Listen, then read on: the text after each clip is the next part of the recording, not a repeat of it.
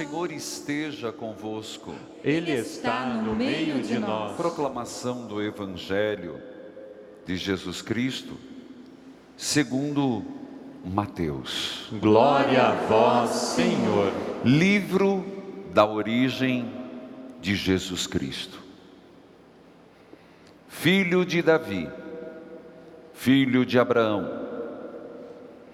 Abraão gerou Isaque. Isaque gerou Jacó.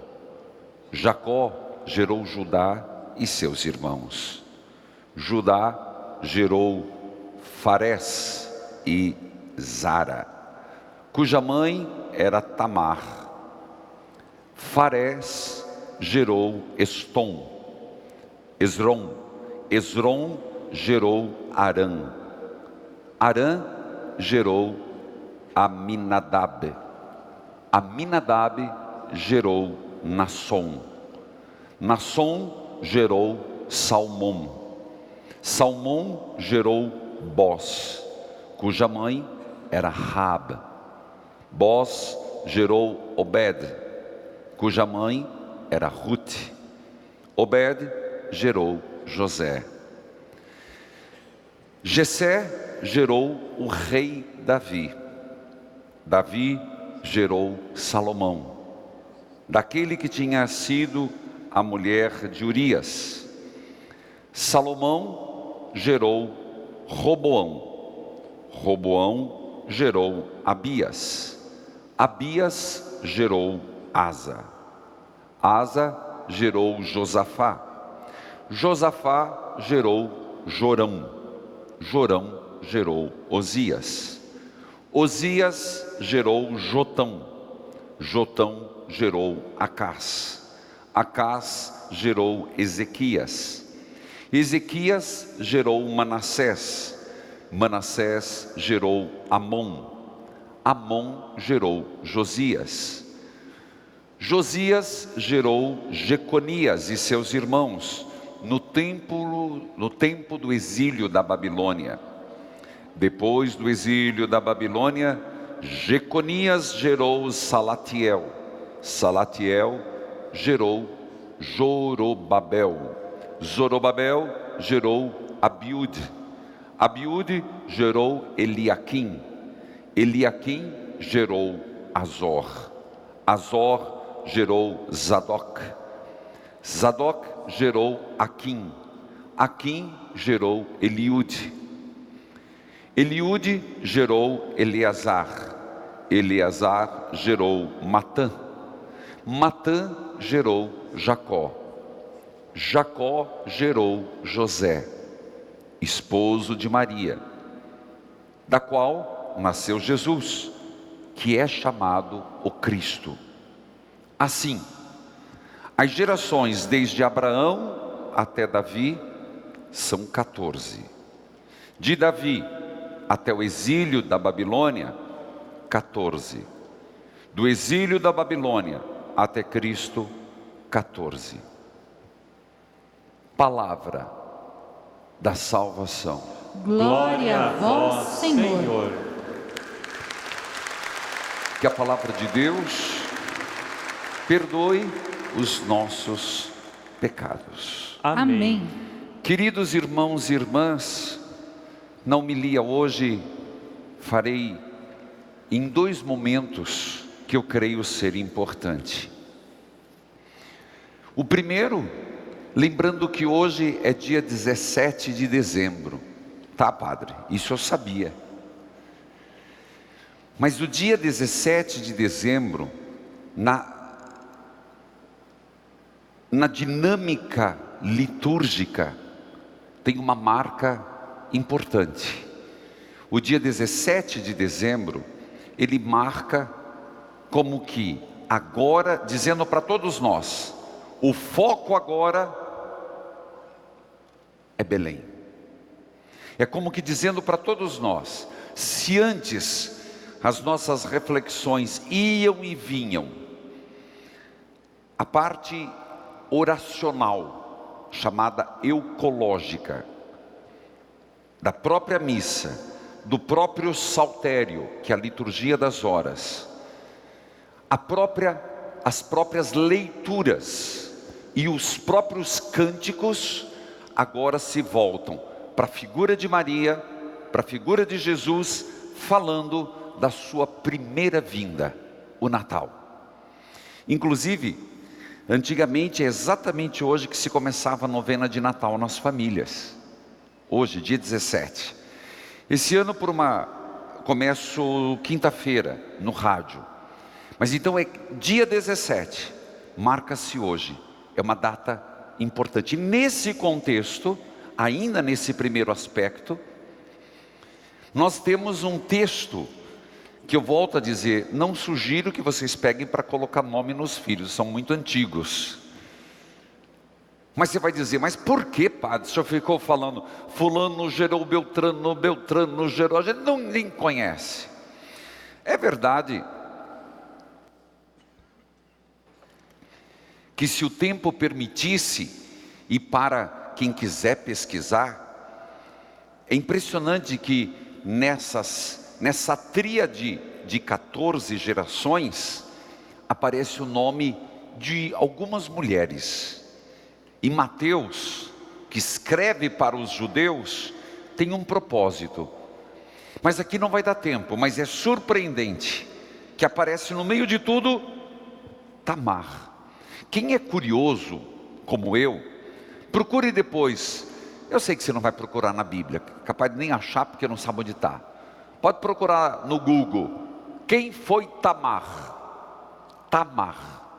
Segundo, quem foi Raab? E quem foi Ruth? É impressionante. Depois o outro nome feminino será Maria. Mas é impressionante, no meio de tantos nomes masculinos, aparecer do Antigo Testamento 3. Só 3. Não te chama a atenção? Algum motivo tem. Repito os nomes, para que depois você procure. E vale a pena. Você vai fazer uma descoberta que eu não vou dizer que não. Amanhã eu celebro. Talvez amanhã eu diga. Sim, amanhã eu vou estar pregando de Nossa Senhora. Cabe muito bem explicar, mas procure. Tamar, Raab e Ruth. Você vai se surpreender. Elas não eram boa coisa. Uma delas era prostituta. Mas seu padre, se está uma mulher debaixo de meretrício aqui, fica em suspenso. O que eu quero citar, ainda nessa primeira parte, completo amanhã, que se você observou, existe o primeiro objetivo de toda essa genealogia. É importante entender por que Mateus escreve. Olha como começa o texto: livro da origem de Jesus Cristo. Livro da origem de Jesus Cristo. Com isso, primeiro ele quer mostrar, Jesus era real, Jesus histórico, querendo mostrar que Jesus existiu mesmo. Não é conversa de um alienígena, não é alguém que caiu de paraquedas, existe uma linhagem. Então, primeiro aspecto, a historicidade de nosso Senhor Jesus Cristo. Se alguém na época tivesse dúvida, será que esse Jesus existiu? Sim, existiu. E eis aqui a história dele, a linhagem genealógica, que veio de tal.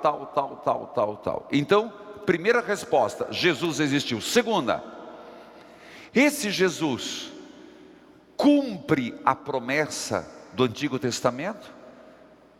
Mas espera, de Nazaré, Jesus Nazareno, mas não tem nada a ver com Nazaré, não tem promessa de Nazaré, uma aldeia, um patrimôniozinho? Não, Jesus não nasceu em Nazaré, Jesus nasceu em Belém. Belém sim, faz parte da promessa. Ainda mais, ele era descendente de quem? Porque no Antigo Testamento está claro, para ser o Messias. Aqui toda vez que você fala Jesus Cristo, nunca esqueça, Cristo não é sobrenome de Jesus. O nome de Jesus é Jesus, que poderia ser muito chamado Bar Yosef, quer dizer filho de José, mas não, Cristo é um título. Cristo quer dizer o Messias, então Jesus o Messias, mas será que o é? Para ser, tenha que ser da descendência de Davi. Mateus, que falou que ele era real, diz assim, vejam a história, e começa desde os primeiros, começa, a origem de Jesus Cristo remonta a Abraão e a Davi. Então realmente aquele que nasceu entre os burros, os animais, o jumentinho e a vaca, numa estrebaria, é o esperado. Então ele existiu e realmente a promessa se cumpriu, é o Messias. Ainda nesse primeiro aspecto, para quem vai começar, é como se a gente nesse texto tivesse assim um resumão. Quando a gente vai se preparar para o vestibular, nos últimos dias eles não fazem aqueles intensivos, e quando você vai fazer, eles fazem aqueles famosos resumões.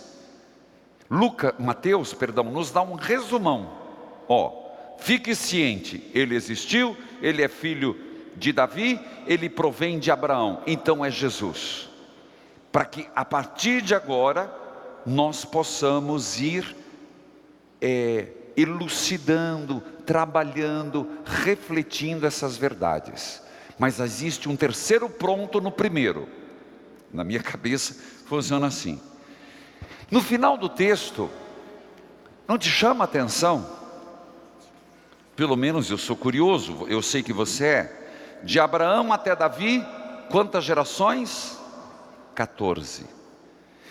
De Davi até o exílio da Babilônia, 14. Da Babilônia até Cristo, 14. Aí Mateus, que conhecia muito bem para quem ele estava escrevendo, ele se valeu de um costume rabínico, dos rabis, dos rabinos, que era o quê? Colocar a genealogia dentro de uma aritmétrica. O que é essa aritmétrica? A lógica dos rabinos. Explico em partes. Ele quer mostrar, porque você sabe que para o judeu, cada letra tem um número. E portanto, ele quer que nós aqui, agora, as futuras gerações, quando lessem, entendessem. 14 vezes 3, são 14 gerações, 3 vezes 14, 42. Ótimo. E daí? 3, Pai, Filho e Espírito Santo. Depois, 6 vezes 7, 42. Não entendi, explico. O número 6 para os judeus é um número imperfeito, incompleto. Por quê? Porque é fácil de entender. 6, sexto dia, o mundo foi criado em 6 dias? Não, senhora. Foi em quantos? 7. Então 6 era imperfeito, a criação não havia sido terminada. 6 vezes 7, 42, o número das gerações. Então quem é o sétimo? Jesus. 7 vezes o imperfeito, Jesus Cristo. Na lógica deles, de Mateus, na lógica judaica, era para reforçar que o número 7, a perfeição da criação, se dá em Jesus Cristo. Se no 7º dia Deus criou o primeiro mundo, na própria encarnação, já começa a plenitude dos tempos. Então, eu sei que fica muito catequético, né? Fica muito explicativo, mas é que a gente tem que entrar. São coisas que a gente tem que ir absorvendo. Não podemos ser ignorantes na Sagrada Escritura. E às vezes faltam essas informações que a gente lê e fala, ixi, cada nome esquisito, mas tem um porquê. Jesus, a origem de Jesus, porque Ele é o Messias, Ele nasceu verdadeiramente e Ele é a perfeição de toda a criação. É o sétimo, é o número perfeito, porque Deus criou em 7 dias. Essa é a mensagem de Mateus para quem abre o dia 17 de dezembro. Filhos queridos, a segunda parte da minha homilia, eu estou fazendo no rádio, não sei quem está acompanhando, a leitura orante de Tiago. Quem está acompanhando? Você sabe que não é uma leitura, não é uma carta. Aqui eu gosto mais de uma exegese que diz que é um sermão. É como se Tiago vem num púlpito e faz um sermão maravilhoso. Inclusive, é clássico o sermão e as admoestações. Então, a carta de Tiago nos apresenta muitos conselhos. A carta de Tiago, que nós estamos terminando, eu ia terminar hoje, mas não dei conta, termino amanhã. Ela pega muitos temas. É como se fôssemos participar de um retiro. E num retiro o que acontece?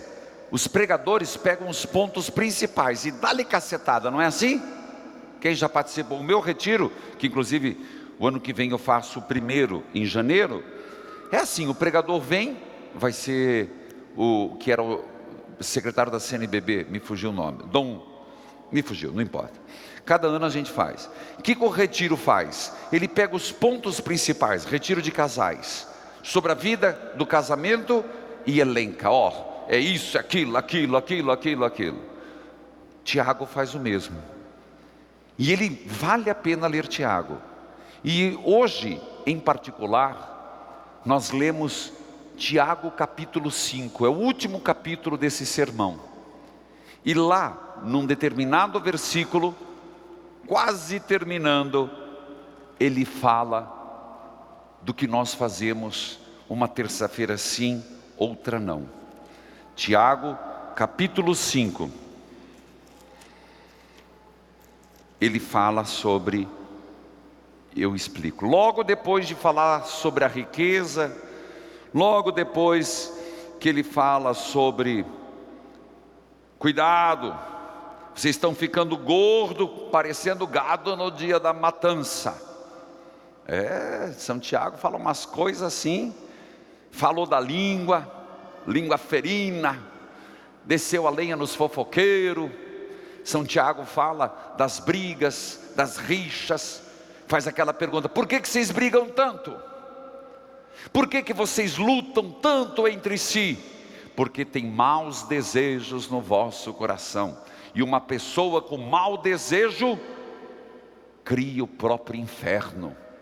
Leia Tiago para você ver. Depois ele continua falando, e Tiago vai tocando muitos assuntos, eu não vou falar todos aqui. Mas hoje, no capítulo 5, depois de falar sobre paciência, sobre perseverança, e ele insiste muito sobre a paciência, ele diz assim, logo depois de dizer, pare de ficar jurando por aí, não tem nada que ficar jurando, é sim quando é sim, não quando é não, e pronto. Ele diz, alguém de vocês está sofrendo?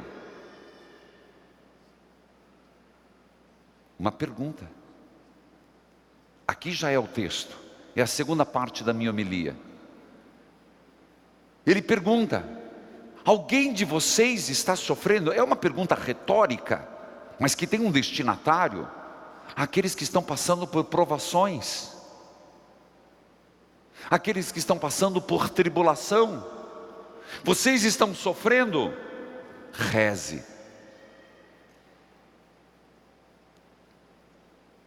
Forte, não é? Como que eu lido com o meu sofrimento? Reze. Você está alegre? A vida não é só sofrimento. Quando você estiver alegre, cante. Cante hinos. Veja que bonito. Não é só sofrência. A vida não é só sofrência. As músicas que a gente escuta, que parece que a vida é só cornice, né? Tá louco, gente. É uma sofrência atrás da outra. Mas quando está alegre, como é que você faz em casa? Cante, cante hinos do Senhor. Terceiro questionamento: alguém está doente? Como lidar com a doença? Tiago vai dizer, e aqui eu queria muito chamar a atenção para quem tem pessoas doentes em casa. Se for uma pessoa idosa, primeiro, procure na sua paróquia se tem pastoral da terceira idade. Indique para que a pastoral da terceira idade, pastoral da pessoa idosa, eu fiz proposital, é idosa, antigamente chamava terceira idade. Pastoral da pessoa idosa, visite. Depois, aí não importa a idade, está doente, era uma pessoa que ia todo domingo na missa, agora não está podendo ir mais. Da mesma forma que tem que se preocupar se tem comida, tem que cuidar se a higiene foi feita para não criar escaras, não é assim? Que se descuide um pouquinho para ver. Cuide de ir na paróquia e dizer, olha, aquela pessoa ia sempre na missa, sempre comungava, leve a Eucaristia. Então tem os ministros aqui, mas não estou falando só aqui, estou falando no Brasil, que vão levar a Eucaristia para os doentes, uma vez por semana. É um direito, é um dever. Se a missa dominical é um dever nosso, não necessariamente a comunhão para um doente precisa ser no domingo. Mas não descuide da pessoa idosa. Não descuide da pessoa que sofreu um acidente. É claro, se a pessoa nunca pisou na igreja, não precisa, ela precisa outro processo. Mas eu vejo pessoas que às vezes eram, nossa, fiéis. Só porque ficou doente, a comunidade não cuida, porque a família não pede. Mas tem mais.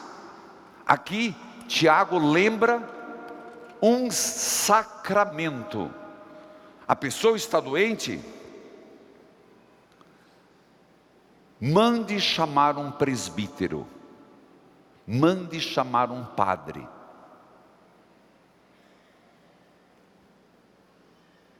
Para que reze por este doente, unja-o com óleo, em nome do Senhor Jesus. A oração feita, veja a importância, com fé, salvará o doente. A oração feita com fé salvará o doente, o levantará, e se tiver pecado, será perdoado. Tiago, grave essas coisas, gente. Nós precisamos ter isso para quando duvidar, ir lá. Tiago capítulo 5, versículo 13. Filhos, é claro, também aqui as pessoas vêm, estão doentes, mas possibilitadas de ir à igreja. Por isso, nós estamos fazendo, daqui a pouco, a imposição das mãos, a oração, a unção com os olhos. Qual a eficácia? Quais são os efeitos desta unção? Primeiro, levantará o doente. Aqui, veja, levantar não quer dizer que todos serão curados, mas vai levantar o ânimo, o espírito e também a cura. Antigamente se usava a palavra extrema unção, lembra disso? Mas era horrível. Não que não seja, sem dúvida, quando a pessoa está muito enferma, tem até uma oração própria, que você dá até o viático. Mas não podemos reduzir a unção dos enfermos ao último momento. Porque não é só mandar para o céu.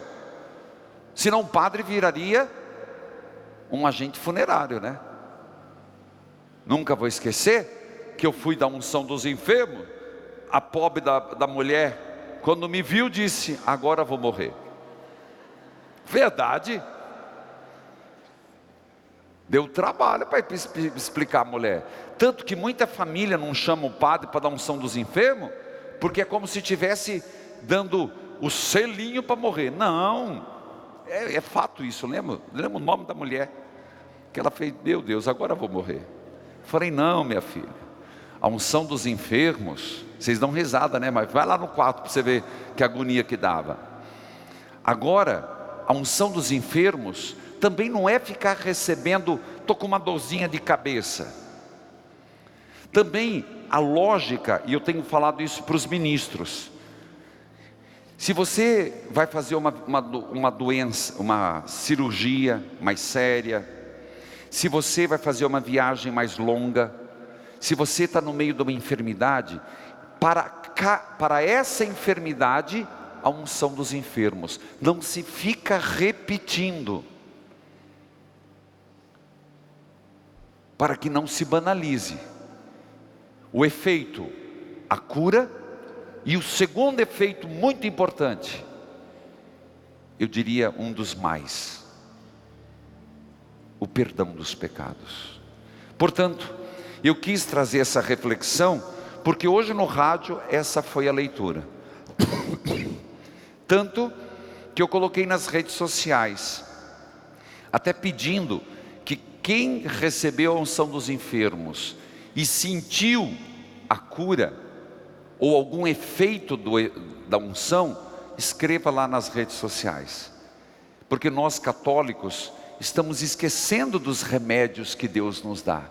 Sacramento é um remédio. Não procure fora nada, porque aqui dentro, na igreja, você tem tudo. Amém.